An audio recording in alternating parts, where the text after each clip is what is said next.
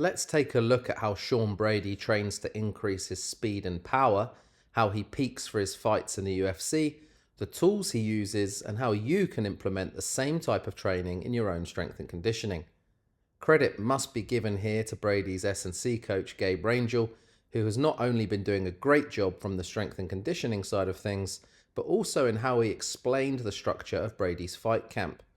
As a combat sports S&C coach myself, I love to see proper strength and conditioning, so let's take a closer look at what Brady is doing here and why it's so effective. Make sure you subscribe to the Combathlete YouTube channel so you can get notified when we drop all our latest new videos. So the first thing Coach Rangel explains is that Brady is in a power phase. What does that mean? Let's take a look at the structure here of a typical 12-week MMA fight camp for strength and conditioning to understand the context of different phases. Phase 1 is often focused on strength endurance, general physical preparation and work capacity, and this phase lasts for around 2 weeks at the beginning of camp. This gets the athlete's body reintroduced to training and sets the stage for what's to come. Phase 2 is about base strength, building a foundation around force development, and this will last for about 3 weeks. Phase 3 is about maximal strength, really developing the top end of force, heavy weights with low reps, again lasting for about 3 weeks. Power is the fourth phase in the timeline of an athlete's fight camp, where the focus is on getting the athlete to produce as much force as possible, as fast as possible. The equation force equals mass times acceleration comes to mind here, and that's exactly what you're trying to achieve. Accelerate a moderate weight as fast as possible. Coach Rangel mentions that for this power phase of focus, the speed of Brady's bar during his various lifting patterns wants to be in the 0.8 to 1.0 meters per second. If we look at the force velocity curve in terms of load, we can see that power is about lifting weights in the 30 to 80% of the 1 rep max territory.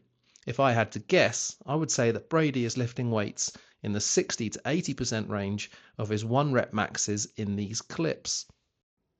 Let's head into the slaughterhouse and take you through a session you can copy and use in your own power phases when you're peaking for your next fight or competition.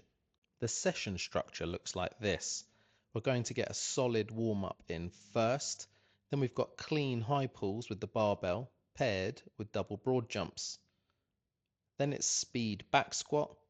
Our push-pull superset is going to consist of banded bench press and ballistic chins.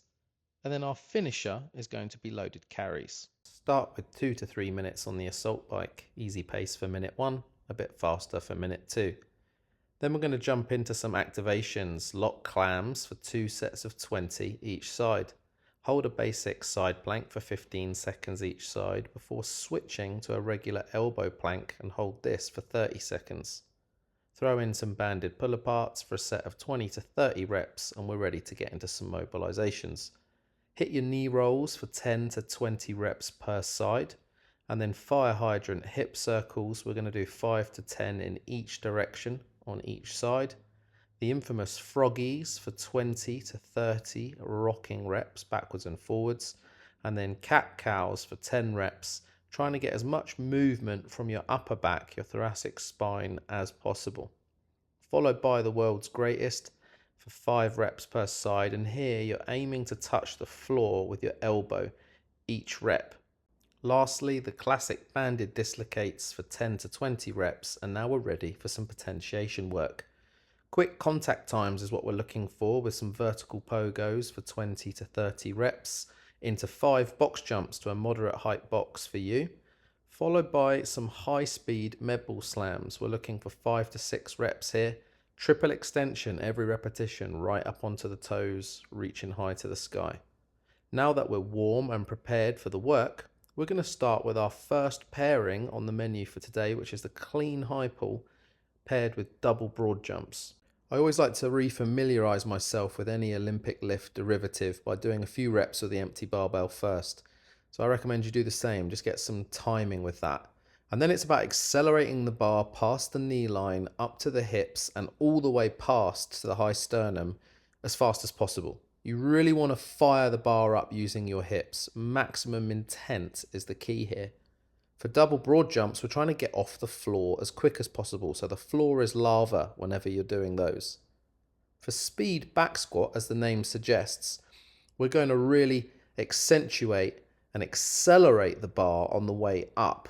We're going to control the descent like we would with any repetition, but we're really going to focus on pushing the floor away and driving the upper back into the bar on the way up of every rep.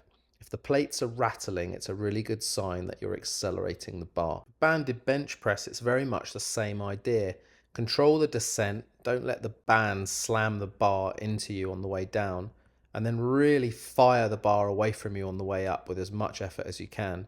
Your feet want to stay planted into the floor the whole time. This is purely coming from the upper body, driving the bar away from you as fast as you can.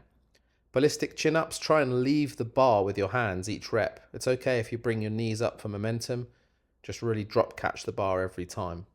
And then for your offset carries, you don't need to walk too fast with this, and you need to go heavy enough so that your top arm shakes a little bit. We want that shake factor so that the stabilizers have to fire up in order to not drop the weight. You can have a heavier weight in your suitcase hand and then control the momentum as you walk. And we're aiming for about 30 seconds a side here, so take your time with your steps. Thanks for watching. The full programming for this Power Focus session is written out below in the description. And please like this video and subscribe to the Combathlete YouTube channel if you're interested in watching more content like this. Make sure you follow us at Combathlete Arena on Instagram, and feel free to ask me any questions in the comments section or via DMs on Instagram. If you're interested in working with me directly online for your strength and conditioning, head to the link in my Instagram bio and fill in the coaching application form.